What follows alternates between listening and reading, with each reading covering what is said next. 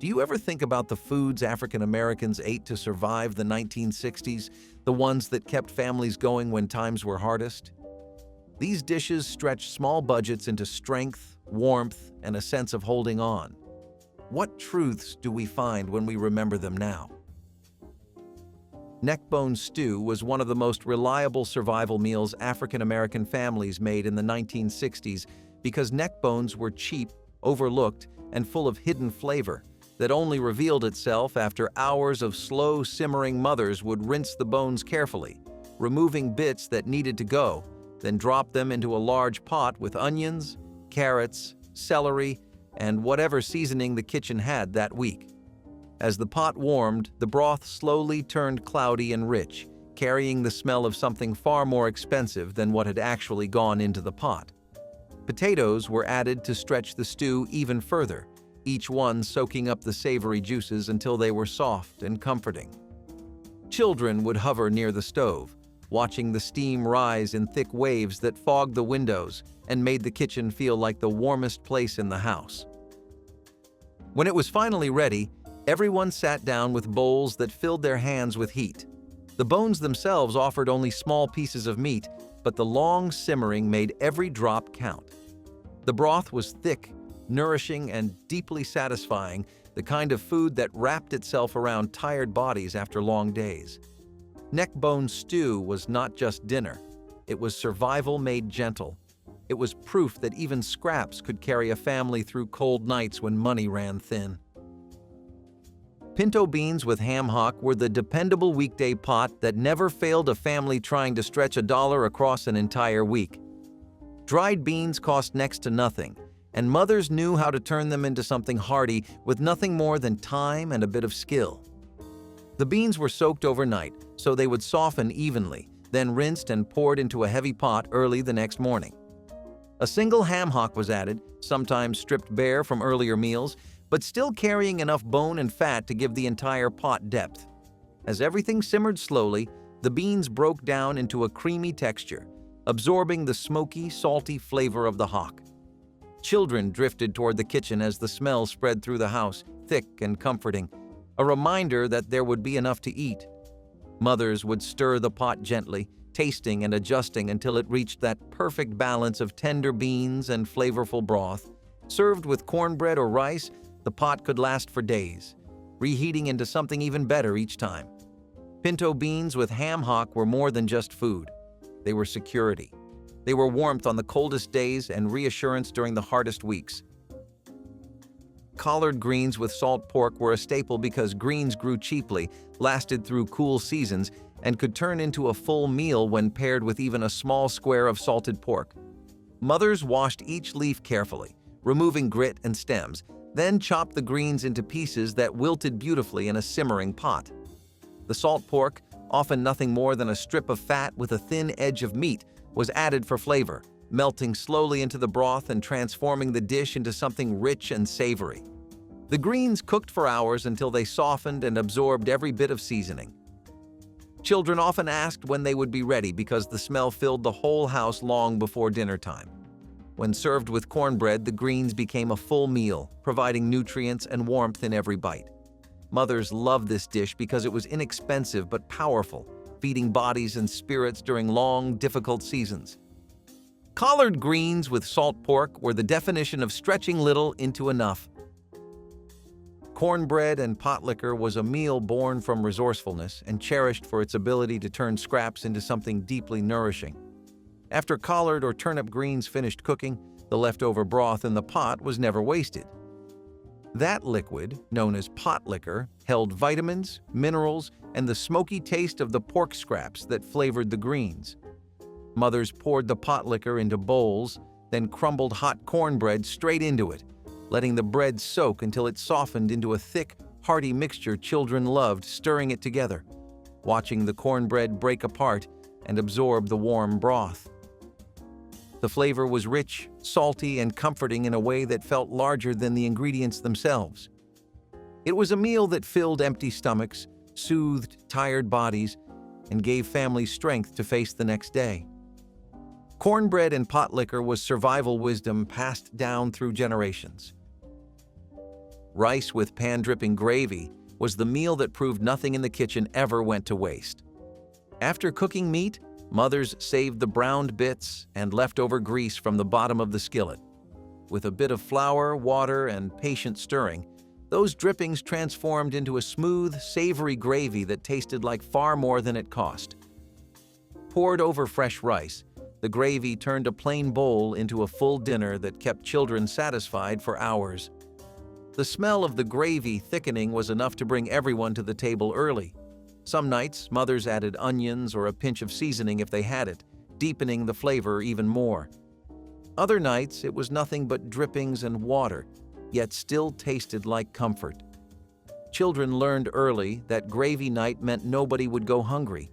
It was simple, filling, and reliable, the kind of meal that made hard days feel a little easier.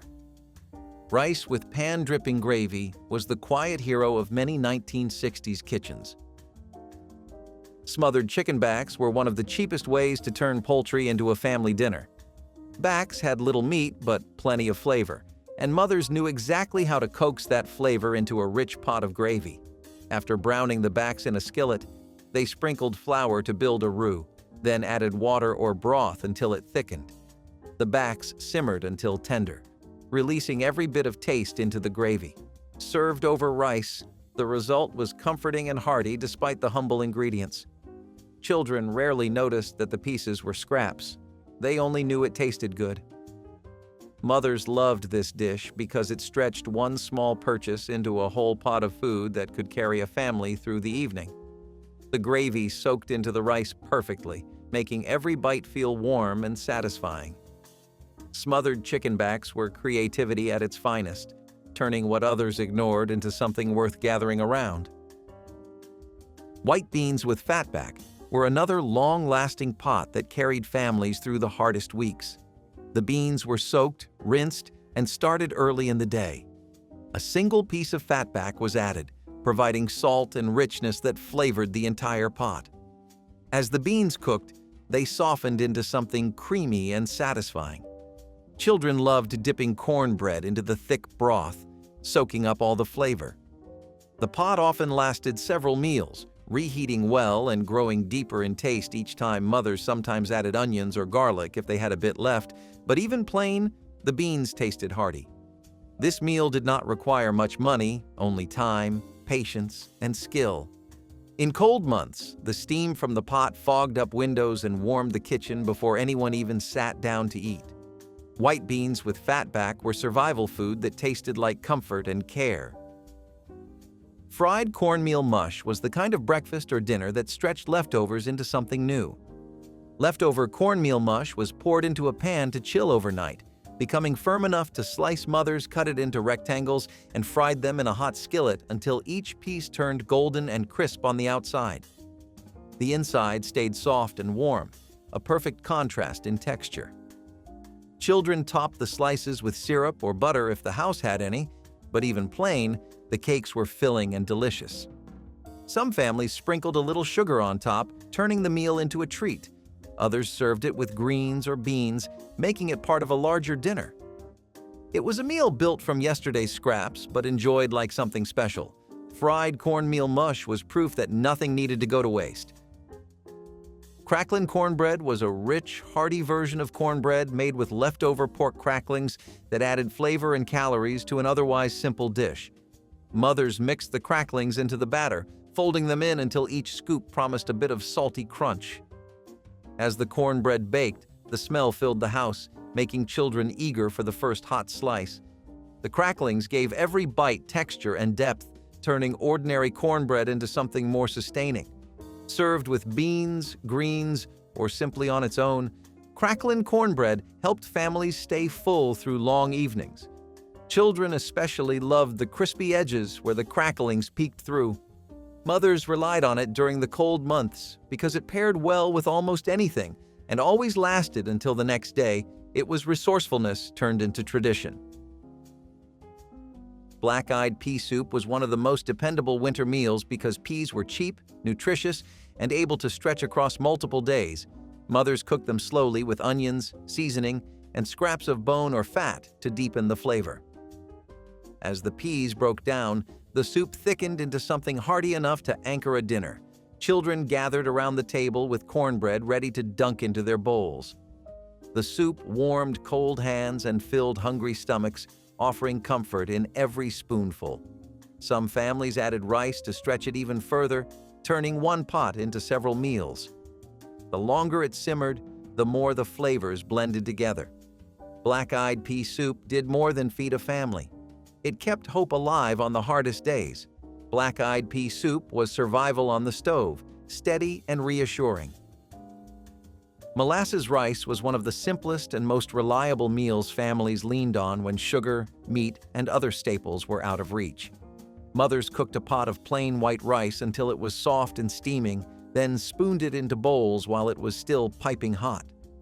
A drizzle of molasses, thick, dark, and deeply flavored, was poured over the top, sinking into every grain. The sweetness was rich enough to feel like a treat, even though it came from a bottle that lasted far longer than sugar ever could.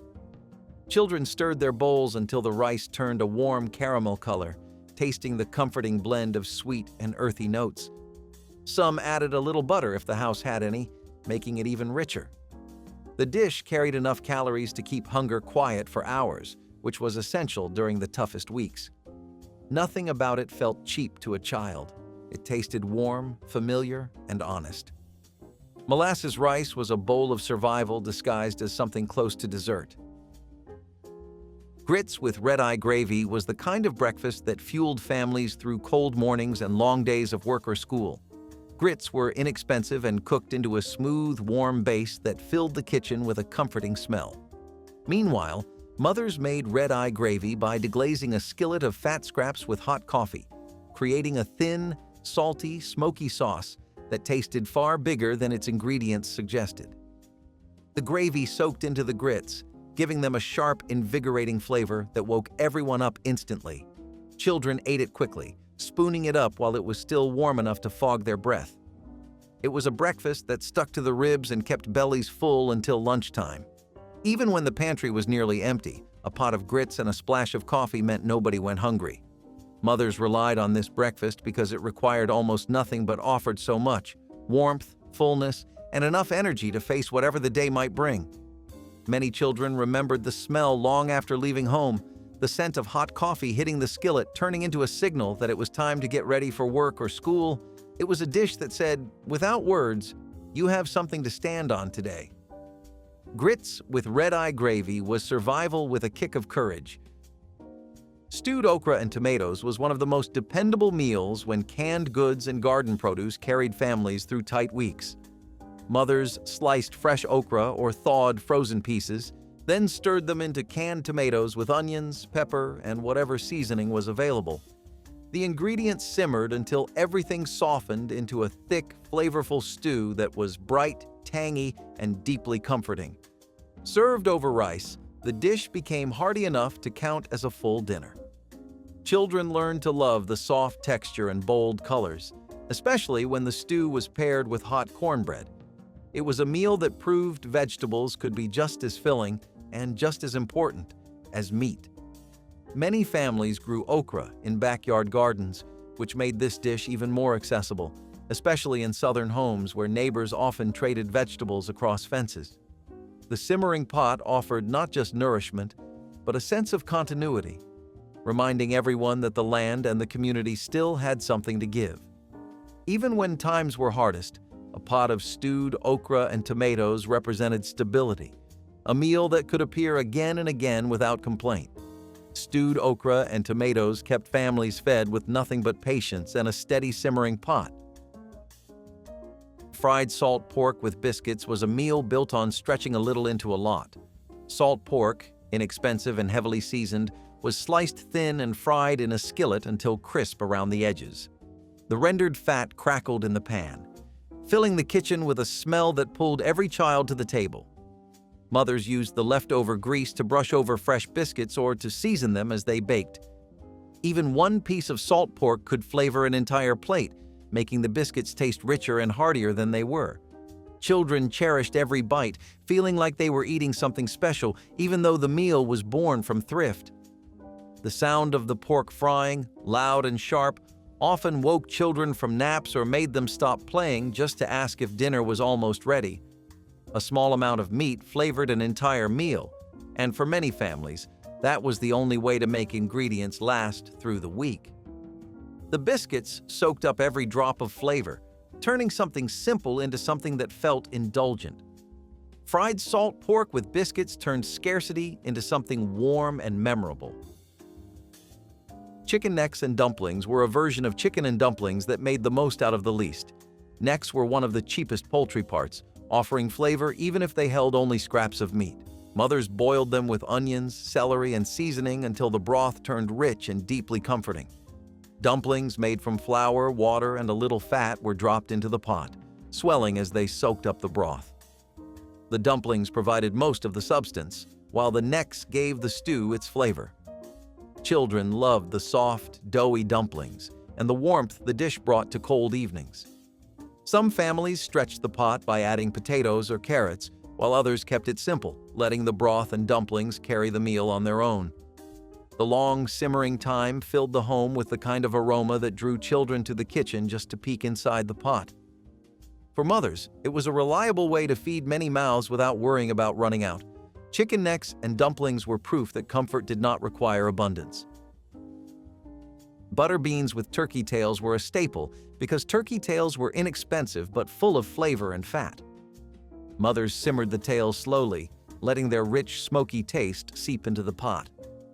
Butter beans softened as they cooked, becoming creamy and thick while absorbing every bit of seasoning.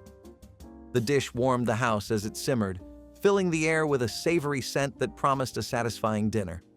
Children scooped generous spoonfuls over rice or ate them with cornbread, grateful for each hearty bite.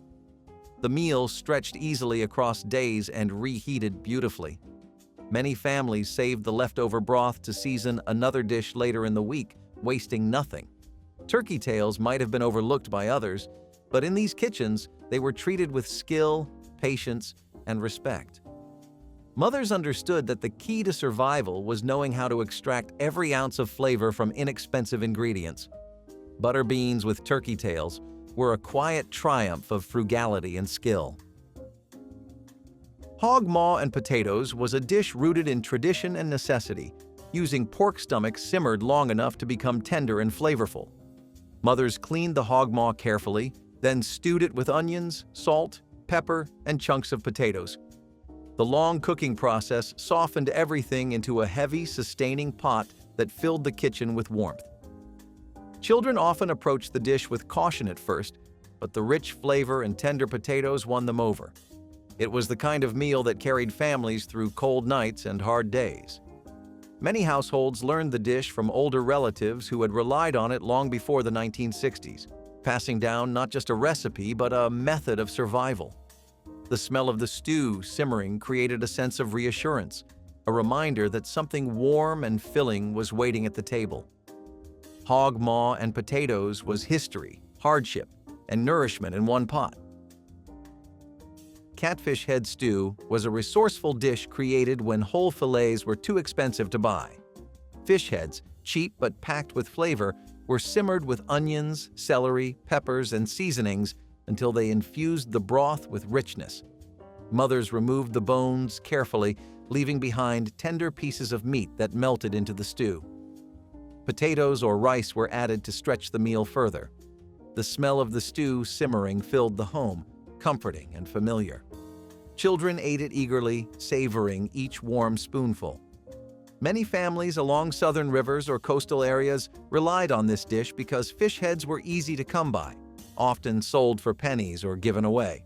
The broth became milky and rich, carrying a depth that no one would expect from such humble beginnings. Catfish head stew was proof that even the parts overlooked by others could feed a family well. Smothered cabbage with onions was a dish built on low cost, patience, and seasoning. Cabbage was sliced thinly and cooked with onions, a little fat, and salt until it wilted into something tender and flavorful. The mixture softened slowly, turning sweet as it simmered. Served with cornbread or rice, it became a filling dinner that stretched far beyond its price. Children loved how the cabbage melted on the tongue, especially when it was seasoned just right. Mothers relied on this dish during the leanest weeks because one head of cabbage could last several meals. The pot often fed the family for days, reheating beautifully and growing richer in flavor each time. Cabbage was hearty, inexpensive, and dependable, and mothers treated it as an anchor in weeks when money was scarce. Smothered cabbage with onions was simple survival turned into comfort. Homemade vegetable scrap broth was the foundation of many meals built from what others might throw away. Mothers saved carrot ends, onion skins, celery leaves, bones, and any scraps that held flavor. Everything went into a pot, simmering for hours until the water turned into a rich, deep broth. Strained and stored, it became the base for soups, stews, rice dishes, and gravies throughout the week. Nothing was wasted, and everything had a purpose. Children rarely knew the broth came from scraps.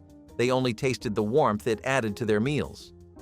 The broth changed slightly each time depending on the scraps available, giving every pot its own character. For many families, it was the invisible backbone of survival, the ingredient that made every dish taste fuller and more complete. Homemade vegetable scrap broth was resourcefulness in its purest form.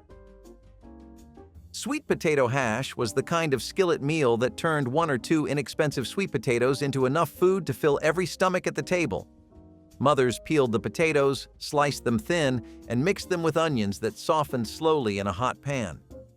As everything fried together, the sweet potatoes caramelized around the edges, their natural sugars creating a deep, warm flavor that tasted richer than anything bought in a store.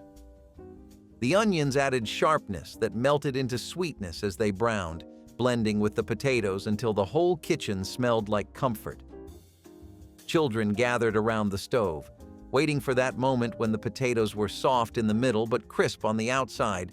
Some mothers added peppers, some added nothing at all, but the meal always felt whole.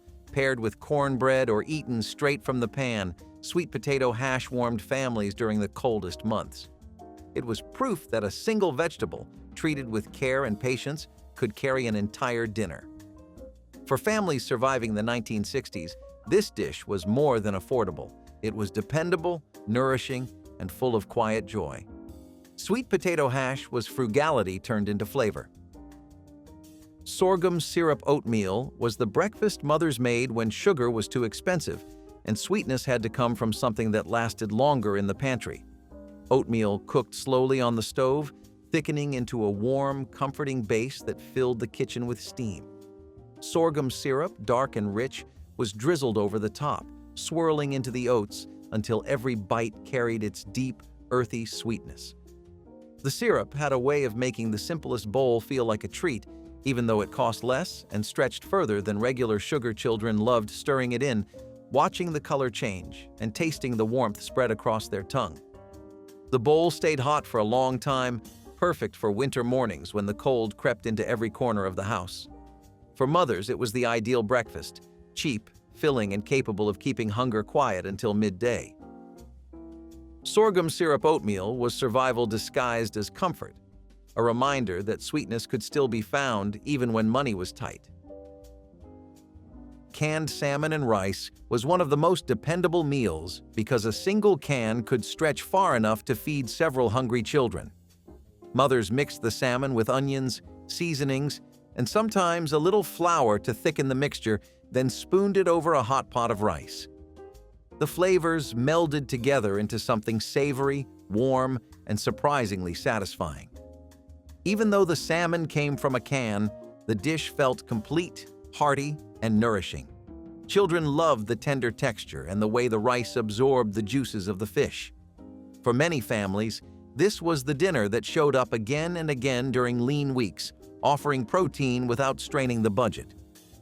With a side of cornbread or vegetables, it became a full plate that carried families through long evenings. Canned salmon and rice was proof that simple ingredients, handled with care, could create something memorable. Stewed chicken gizzards were a meal that took time and patience, but mothers knew the effort would turn the toughest cuts into something tender and deeply flavorful. Gizzards were cleaned carefully, then simmered with onions, celery, and spices until they softened into a rich stew. The broth thickened as it cooked, becoming hearty enough to pour over rice, potatoes, or bread. Children who hesitated at first bite soon learned that the long cooking made the gizzards soft, savory, and comforting. The dish filled the house with a warm aroma that signaled dinner time long before the bowls were served. Because gizzards were inexpensive, mothers could cook a large pot without worrying about running short. Leftovers tasted even better the next day, making the dish a reliable option during tight weeks. Stewed chicken gizzards were resilience in a pot, turning an overlooked cut into a meal full of strength. Red beans and rice was one of the most iconic survival meals of the 1960s. A dish built on dried beans, rice, and whatever scraps of sausage or bone could be found. Mothers soaked the beans overnight, then cooked them slowly with onions, peppers, and seasoning. A single bone or piece of sausage flavored the entire pot, giving the beans depth and warmth. Served over rice, the dish stretched across several days and only deepened in taste each time it was reheated. Children loved its creaminess, the way the beans melted slightly into the rice, turning into something hearty and satisfying. Some families added a splash of hot sauce, while others served it with cornbread to make the meal go even further. The pot simmered for hours, warming the kitchen and inviting everyone to gather. Close leftovers tasted even better because the flavors had time to blend, turning yesterday's meal into today's comfort. It was a meal that made a little feel like a lot. Red beans and rice was survival food with soul, steady, reliable, and loved by every generation.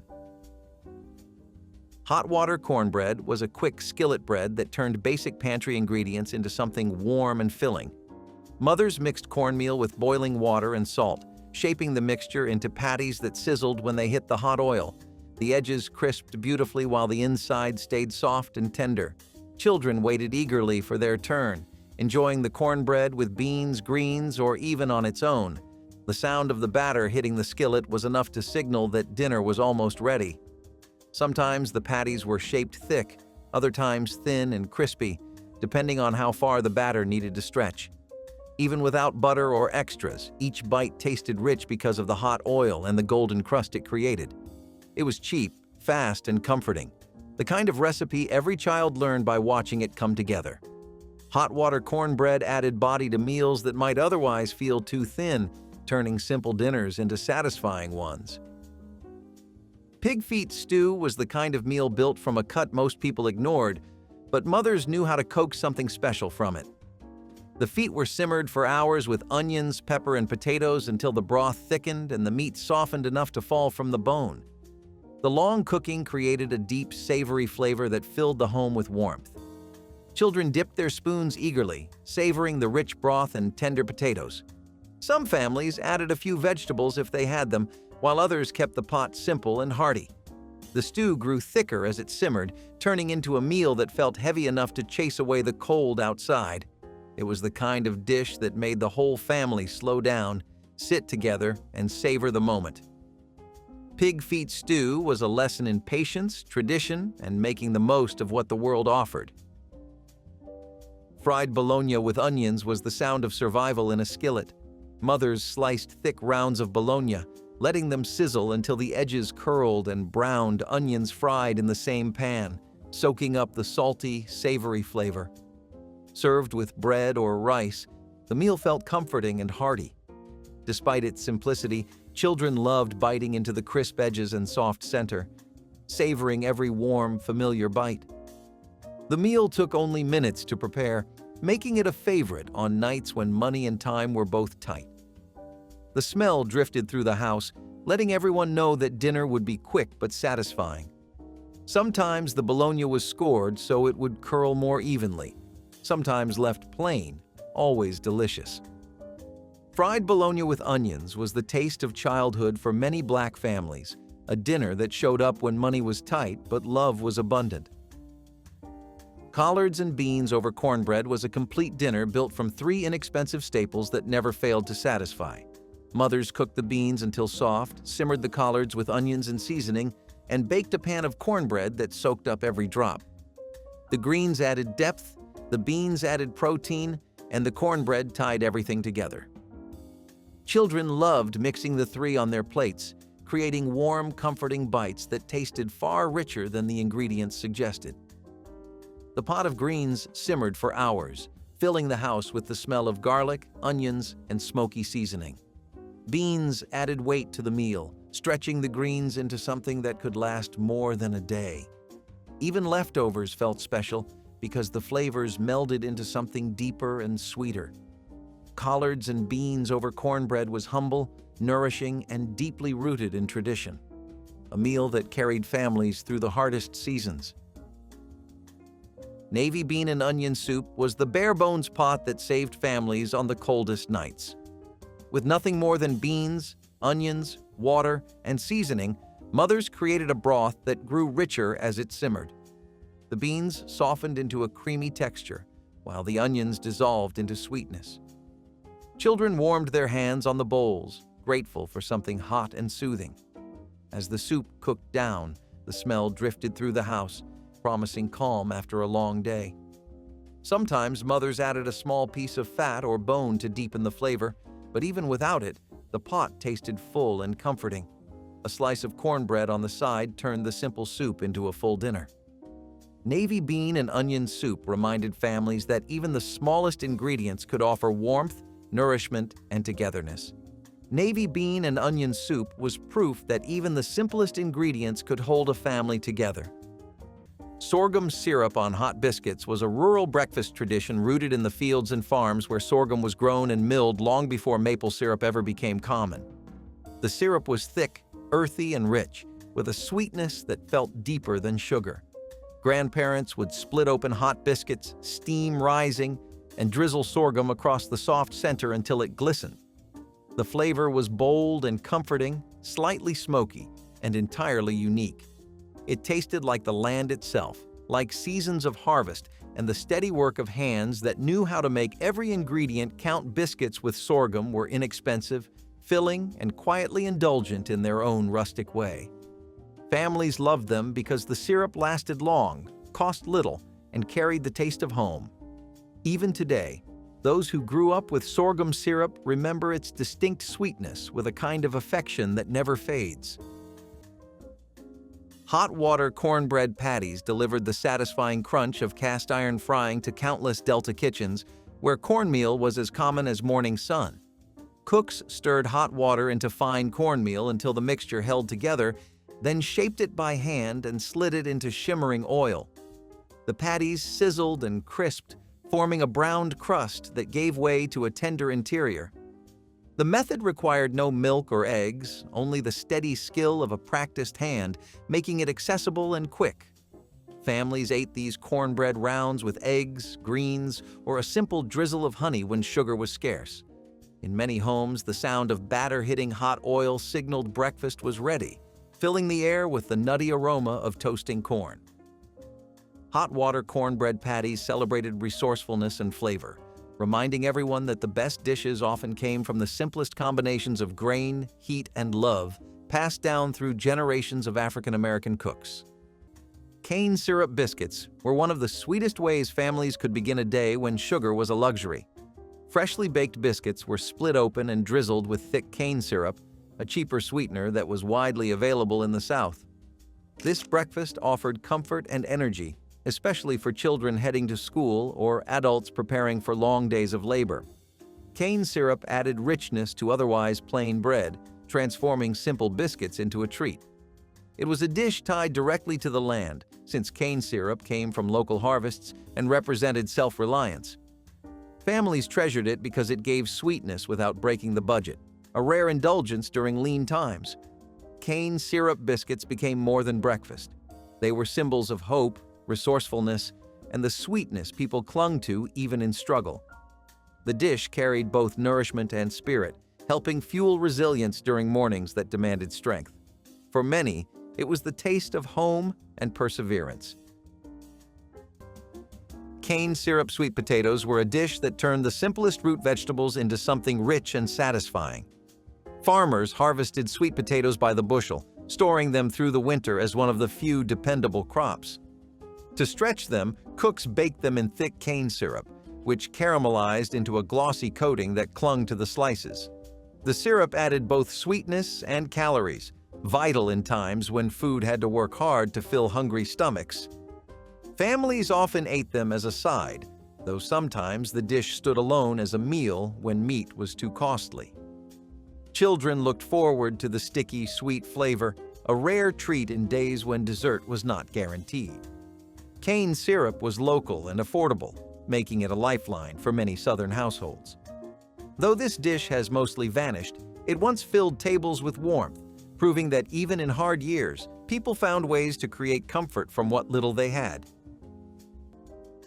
Creamed cornmeal mush was the quiet hero of hard times, a breakfast that managed to feel rich even when money was thin.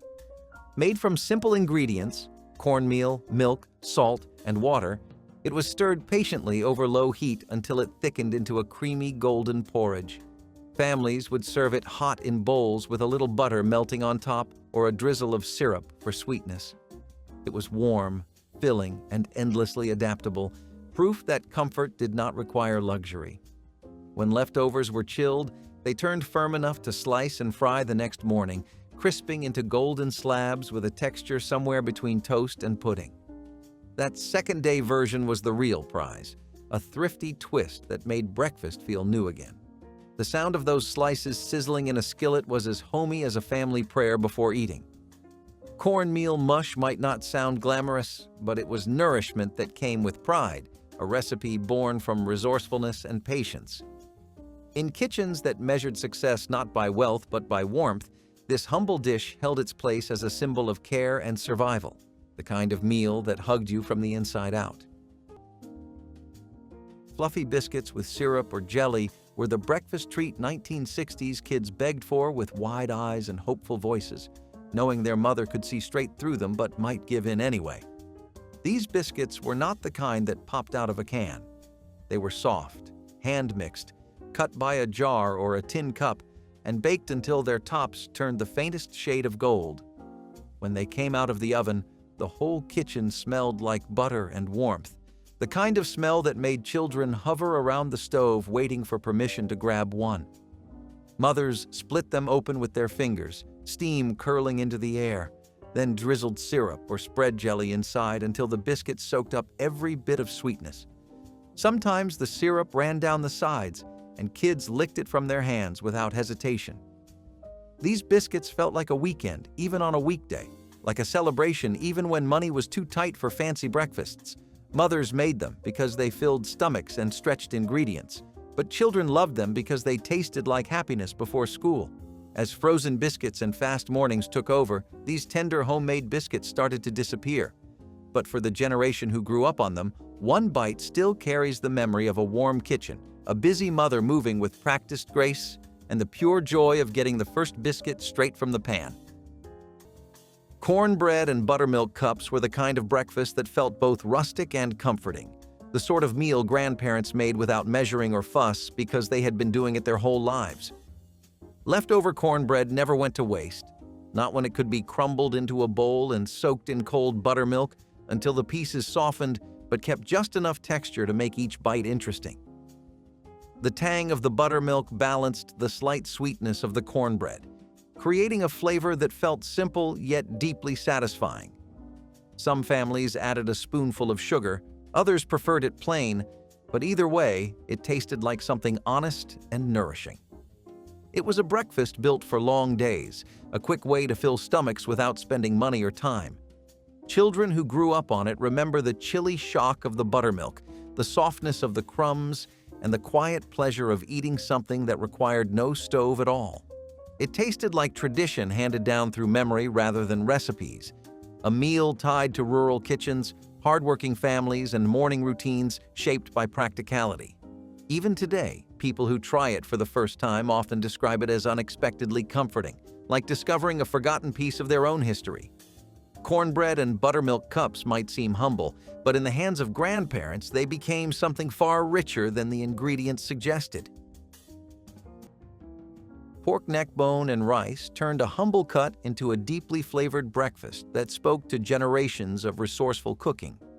Meaty pork neckbones were simmered slowly with onions, garlic, and bay leaves until their rich broth infused every grain of rice. The long cooking released tenderness and flavor, transforming inexpensive ingredients into a dish that tasted luxurious. families often added a pinch of red pepper or a splash of vinegar for brightness, while some stirred in greens for added nourishment. Served steaming hot, pork neckbone and rice offered hearty protein and comforting warmth that fueled long workdays. This meal reflected the African-American tradition of using every part of the animal with skill and respect, proving that nothing needed to be wasted to create something memorable. Pork neckbone and rice stood as both sustenance and celebration, a bowl of savory history that reminded everyone at the table of the creativity and strength passed down through kitchens across the South and beyond. Cracklin cornbread was a dish that brought a little joy and extra nourishment to the table, especially during times of struggle. Made by folding pork cracklings into traditional cornbread batter, it added both protein and crunch to a meal that was usually simple. Pork skins and fat were cheap and rarely wasted, and incorporating them into cornbread gave households a way to make breakfast more sustaining. Served hot from the skillet, Cracklin cornbread was filling enough to carry families through demanding days. It became a staple for marches, farm work, or long hours in factories, offering both flavor and strength. Children remembered the satisfying crunch, while adults valued the resourcefulness that turned scraps into sustenance. Cracklin cornbread reflected a deeper story about resilience, showing how families took pride in making the most of what they had. More than just food, it symbolized unity at the table and fuel for the struggles ahead, keeping spirits alive through its warmth and heartiness. Cane syrup pone was a dense cornmeal cake baked with the thick sweetness of local syrup, a dish that blended necessity with a hint of indulgence. Families relied on cornmeal daily, but adding syrup transformed it into something closer to dessert. Housewives baked pone in cast-iron skillets, cutting wedges to serve alongside beans, greens, or milk. Children loved it for its sticky sweetness, one of the few treats they could count on. Cane syrup was cheaper than refined sugar and locally produced, making it an accessible luxury. The cake was filling, traveling well for long workdays in the fields. Cane syrup pone became tied to Southern tradition, remembered fondly as a comfort that sweetened otherwise harsh circumstances. Though rarely baked today, it was once a cherished dish that brightened tables during the Jim Crow years. It stood as a reminder that survival did not always mean denying joy. Sometimes it meant finding sweetness in the simplest of foods that kept hope alive. Smothered breakfast potatoes were the skillet hero of 1960s mornings, a dish that stretched a handful of ingredients into something big enough to feed everyone. Mothers sliced the potatoes thin, letting them hit the hot grease before adding onions, peppers, salt, and a little black pepper for heat. The skillet hissed, the house filled with the scent of frying potatoes, and sleepy children wandered into the kitchen even before they were called. The potatoes softened and browned, edges crisping, onions turning sweet, and the peppers melting into the mix. This was a breakfast you could eat alone or beside eggs, biscuits, or sausage, and it never disappointed. Mothers loved it because it was dependable and cheap. Children loved it because it tasted like comfort, disguised as something simple. A plate of smothered potatoes could fuel a child until lunch, carrying them through long mornings at school or long walks down dusty roads. Over the years, frozen hash browns and faster options took its place, but nothing compares to the taste of potatoes cooked slow in a cast-iron skillet by a mother who knew exactly when to turn them. For those who remember, one spoonful brings back the sound of sizzling grease and the warmth of a kitchen where breakfast meant love made visible. Molasses biscuits were one of those breakfasts that felt both humble and rich, depending entirely on the memory you brought to the table. The biscuits themselves were simple, mixed from flour, fat, and whatever milk or water could be spared, but it was the molasses brushed over the top that made them special. The dark sweetness soaked into the warm bread, giving each bite a deep flavor that felt like comfort stretching back generations. Grandparents baked these because molasses was cheap, shelf-stable, and full of the kind of sweetness that made children smile even when times were tight.